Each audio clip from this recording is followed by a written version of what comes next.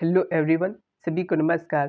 तो आज हम लोग देखने जा रहे हैं एसएससी एमटीएस एग्जाम 2024 28 अक्टूबर third shift top 25 GK GS question. तो आपका पहला क्वेश्चन है, गोवा में गणेश चतुर्थी पर कौन सा नृत्य किया जाता है? तो जो गोवा है वहां पर गणेश चतुर्थी के दिन फुगड़ी नृत्य किया जाता है। कौन सा? फुगड़ी नृत्य। या कोंकण क्षेत्र का क्या है? लोक नृत्य भी है, जिसे महिलाएं हिंदू धार्मिक त्योहारों के दौरान करती है। तो मेनली आपको याद रखना है कि जो फुगड़ी नृत्य कहाँ किया जाता है? गोवा में किया जाता है, गणेश चतुर्थी के समय किया जाता है, ठीक है, और जो महिलाएं करती है।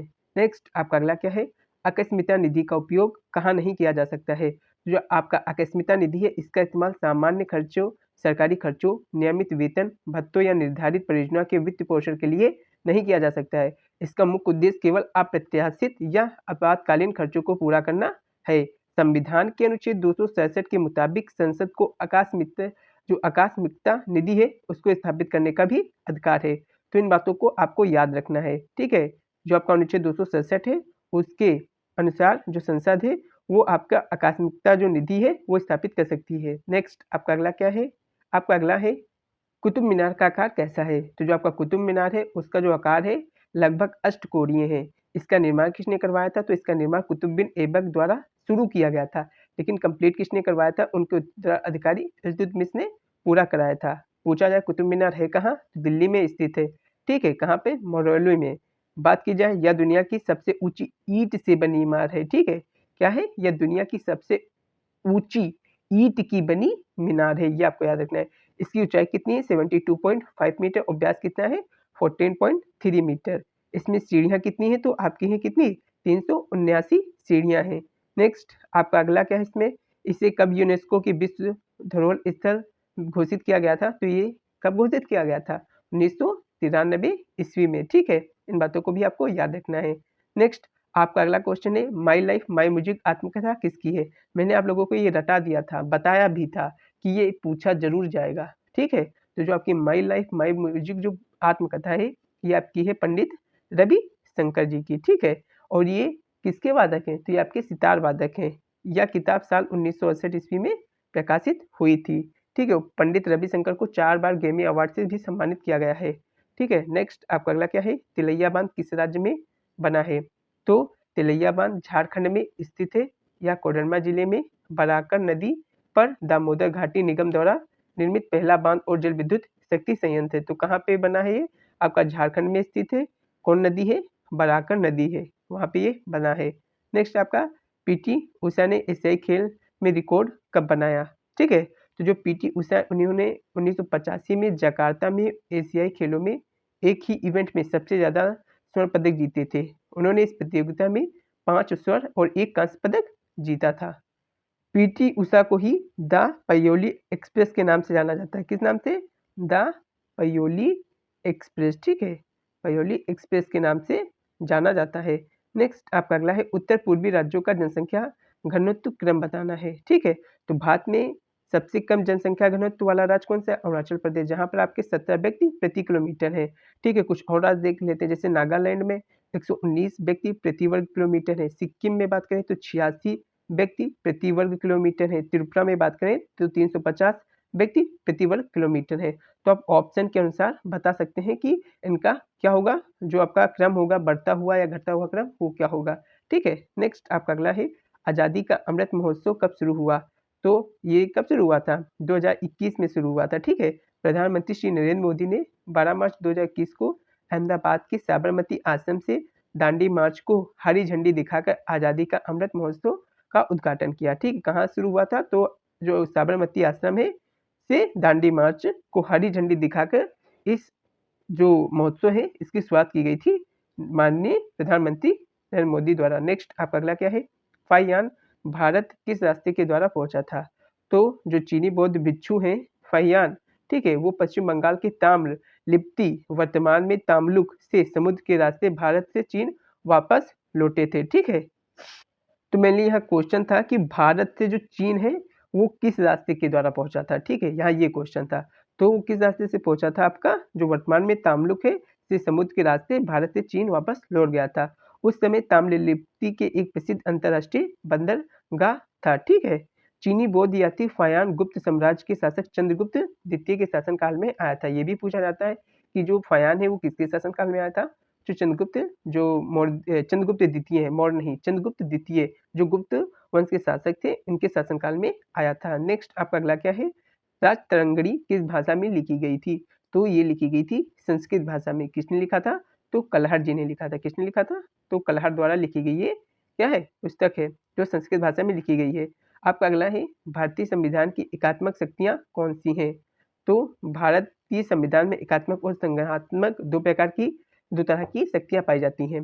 ठीक है, तो हम लोग एकात्मक शक्तियाँ देख लें तो हम लोग इजीली बता सकते हैं कि एकात्मक शक्ति कौन सी है और संघात्मक शक्ति कौन सी है। तो भारत के संविधान में एकात्मक शक्तियाँ इस प्रकार हैं, जिससे आपका एक मजबूत केंद्र, एकल संविधान, आपातकालीन प्रावधान, एकल नागरिकता, अखिल भारतीय सेवाएं, राज्यपालिकी नियुक्ति, एकीकृत चुनाव मशीनरी, एकीकृत न्यायपालिका, एकीकृत लेखा परीक्षा मशीनरी, राज्य के विधेयकों पर वोट करने की शक्ति। तो एकात्मक में आपको ई क्या कर लेना है, याद रख लेना है। बस सभी में देखो ए आता है या आपका आ आता है, तो ये आपकी क्या है? एकात्मक शक्तियाँ हैं। नेक्स्ट अब बात की जाए आपकी संघात्मक शक्तियाँ, तो इसमें आपका क्या आता है? सरकार की दोहरी प्रणाली, कार्यपालिका, न्यायपालिका और विधायिका के बीच शक्तियों का विभाजन, संविधान की सर्वोच्चता, स्वतंत्र न्यायपालिका और द्विसदनीयता। तो ये आपकी क्या है? संघात्मक शक्तियाँ। मैट्रिक भी बता दिया, आप लोग इजीली बता सकते हैं कि एकात्मक और संघात्मक शक्ति कौन है। आपका अगला है ललित जे राव किस घराने से संबंधित है? तो पहले आपको ये पता होना चाहिए ललित जे राव है क्या? तो ये आपके हिंदुस्तानी शास्त्रीय गायक हैं। ठीक है, तो ये क्या है? आपके हिंदुस्तानी जो क्लासिकल क्या है? सिंगर है। तो ये किस घराने से बिलोंग करते हैं? आपके आगरा घराने से बिलोंग करते हैं।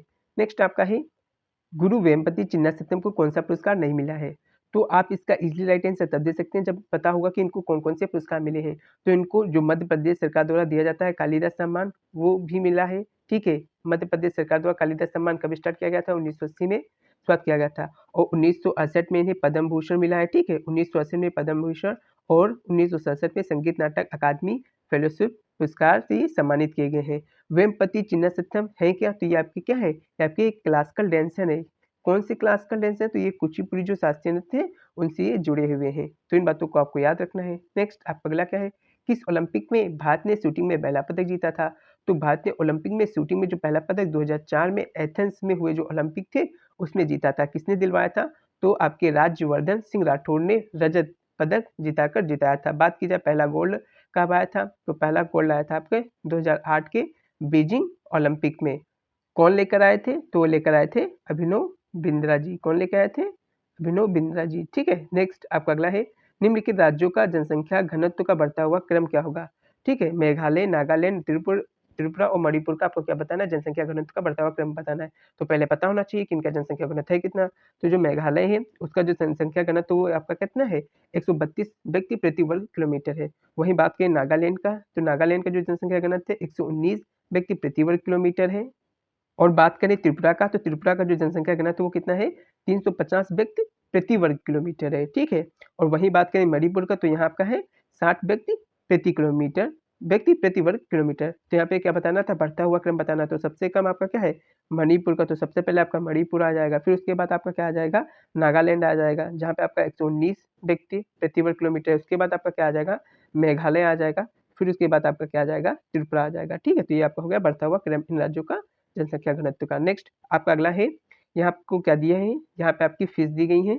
ठीक है, और यहाँ पे उनके साइंटिफिक नेम दिए गए हैं। तो यहाँ पे आपको मिलान करना है। सिल्वर फिश, कैट फिश, राहू, हेल्सा और सुनहरी मछली। यहाँ पे आपका क्या है? लेपिस्मा, सैक्रीना। और आपका यहाँ पे क्या है? पैट्री, गोफ्ली, चीतस, पैराडालिस। ठीक है, और क्या आपका लेबियो रोहिता है। और यहाँ पे क्या दिया आपका? ट्वेनुलुसा एलिशा दिया है। और यहाँ पे क्या दिया है? कैरासस और रेटस दिया है। ठीक है, तो आपको बताना है इनके साइंटिफिक नेम। भाई मुझे तो ये बहुत ही डिफिकल्ट लग रहा है, आप लोग बताएं कि इसका राइट आंसर क्या होगा। तो इसका राइट आंसर आपका क्या हो जाएगा? आपका ये हो जाएगा, जो सिल्वर फिश है उसका जो साइंटिफिक नेम है वो क्या है? लेपिस्मा सेक्रीना। कैट फिश उसका क्या नाम है? पैट्री गोफ्ली चीतस पैराडेलिस। और रोहू का क्या है? लेबियो रोहिता है। हेल्सा का क्या है? टेनुलसा इलिसा है। और आपका सुनहरी जो मछली है उसका नाम क्या है? कैरेशियस ओरुटस है। ठीक है, तो दोस्तों अगर मैंने कुछ भी प्रोनाउंसिएशन में अगर थोड़ी भी गलती की होगी तो मुझे माफ करना। ठीक है, ये बहुत ही डिफिकल्ट नेम लग रहे हैं मुझे। ठीक है, नेक्स्ट आपका अगला क्या है? आपका अगला है भारत ने पहली बार शूटिंग में ओलंपिक में पहला पदक कब जीता था? ठीक है, तो ये आपका रिपीट हो गया है। तो ये आप लोगों को बता ही दिया था। सबसे पहले कब जीता था? आपका 2004 में जीता था। एथेंस ओलंपिक था, किसने दिलवाया था? राजवर्धन सिंह राठौर ने एथेंस में दिलवाया था, ठीक है। ये भी आपको याद रखना है कि पहली बार गोल्ड मेडल कब आया था शूटिंग में? तो 2008 के बीजिंग चाइना के जो हुए थे ओलंपिक, उसमें आया था। कौन दिलवाया था? तो आपके अभिनव बिंद्रा साहब ने दिलवाया था, ठीक है। नेक्स्ट आपका है 2011 की जनगणना के अनुसार कितने साल के पुरुषों को साक्षर माना जाता है, ठीक है। तो ये आपको बताना है। तो जो भी व्यक्ति आपके 7 साल के होंगे या उससे अधिक होंगे तो उनको साक्षर में गिना जाने लगेंगे, ये होता है, ठीक है। ये आपको बताना था। नेक्स्ट आपका अगला क्या है? नदियों द्वारा मैदान में लाए गए जलोढ़ निक्षेपों से बने मैदानों को क्या कहा जाता है? तो जो नदियाँ होती हैं उनके द्वारा मैदान में लाए गए जो जलोढ़ निक्षेप है उनसे जो बने मैदान होते हैं उन्हें हम क्या कहते हैं? समप्राय मैदान बोलते हैं, ठीक है। क्या बोलते हैं? पेनी प्लान कहते हैं। नेक्स्ट आपका अगला क्या है? मोजले नियम के बारे में बताना है। तो मोजले के नियम परमाणु द्वारा उत्सर्जित विशिष्ट एक्सरे के बारे में एक अनुभवजन्य नियम है। इस नियम की खोज और प्रकाशन 1913-1914 में अंग्रेजी भौतिकी वैज्ञानिक हेनरी मोजले ने किया था। मोजले के काम से पहले परमाणु संख्या आवर्त सारणी में केवल एक तत्व का स्थान था और किसी भी मापनीय भौतिक राशि से जुड़ा हुआ नहीं था। संक्षेप में ये नियम यह बताता है कि उत्सर्जित जो एक्स-रे की आवृत्ति है उसका वर्गमूल लगभग परमाणुओं की संख्या के समानुपाती होता है। तो मेनली आपको क्या याद रखना है? मेनली आपको ये याद रखना है कि जो उत्सर्जित एक्स-रे की जो आवृत्ति है उसका वर्गमूल क्या है? परमाणु संख्या के जो है समानुपाती होता है। तो आपको क्या याद रखना है? जो आपकी ये होगी उत्सर्जित एक्स-रे की जो आवृत्ति है v, उसका वर्गमूल किसके अनुक्रमानुपाती होता है? जो आपकी परमाणु संख्या है उसके अनुक्रमानुपाती होता है, ये आपको याद रखना है, ठीक है। नेक्स्ट आपका अगला क्या है? भारत का पहला गोलमेज सम्मेलन कहाँ हुआ था? तो जो भारत का पहला गोलमेज सम्मेलन हुआ था वो लंदन में नवंबर में 1930 ईस्वी में हुआ था। इस सम्मेलन का उद्घाटन किंग जॉर्ज पंचम ने किया था और इसकी अध्यक्षता ब्रिटेन के प्रधानमंत्री रामसे मैकडोनाल्ड ने की थी। ये भी आपको याद रखना है कि इसकी अध्यक्षता किसने की थी?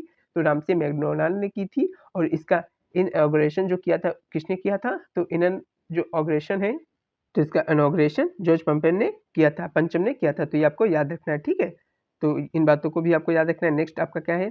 स्मार्ट सिटी मिशन का उद्देश्य क्या है? ये आपको बताना है। तो स्मार्ट सिटी मिशन यह मिशन जून 2015 में लॉन्च किया गया। इसका उद्देश्य 5 वर्षों में स्मार्ट सिटी के विकास के लिए स्वच्छ शहरों का चयन करके वैश्विक परिवर्तनों को अनुकूलित करना है। तो इसका मेनली क्या आपका उद्देश्य था? तो इसका उद्देश्य था 5 वर्षों में स्मार्ट सिटीज के विकास के लिए स्वच्छ शहरों का चयन करके वैश्विक परिवर्तन को अनुकूलित करना था, ठीक है। नेक्स्ट आपका अगला है राजस्थान में जो गर्मियों में बहुत गर्म हवाएं चलती हैं उनको क्या कहते हैं?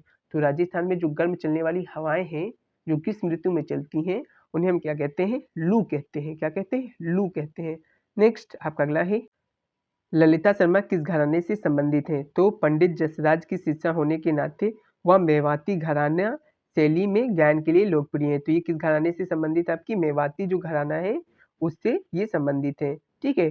तो इसी के साथ ये वीडियो यहीं पे समाप्त होती है। अगर आपको वीडियो अच्छी लगी हो तो लाइक करें, सब्सक्राइब करें और शेयर करें और पीडीएफ लेने के लिए टेलीग्राम की लिंक जो डिस्क्रिप्शन में दी गई है टेलीग्राम की लिंक पे क्लिक करके टेलीग्राम ज्वाइन कर लें।